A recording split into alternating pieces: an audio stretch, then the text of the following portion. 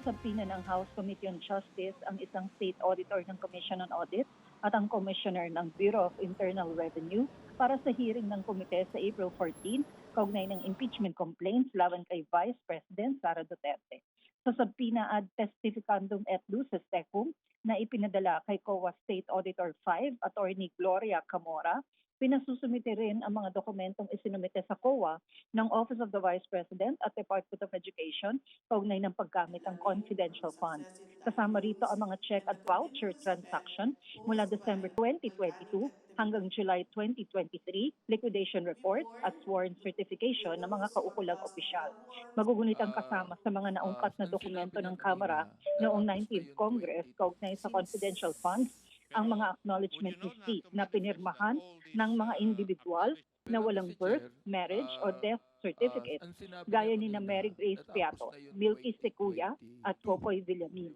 Sa subpoena ad testificandum et lucis tecum naman na ipinadala kay BIR Commissioner Attorney Charlito Martin Mendoza, pinasusumite rin sa kanya mga tax records ni VP Duterte, kanyang asawang si Attorney Manasseh Carpio at iba't ibang negosyo. Kabilang dito ang annual income tax returns ni VP Duterte at ni Carpio mula 2007 hanggang 2025. Kabilang sa iba pang pinadala ng subpoena ng komite para humarap sa April 14 hearing ay sina Ombudsman Jesus Christine Remulla para sa mga SAL ng BICE, Ramil Madriaga na nagpakilalang dating aide at bagman ng BICE para sa kanyang affidavit at si Attorney Cynthia Viñas Pantonal na nagnotaryo ng affidavit ni Madriaga.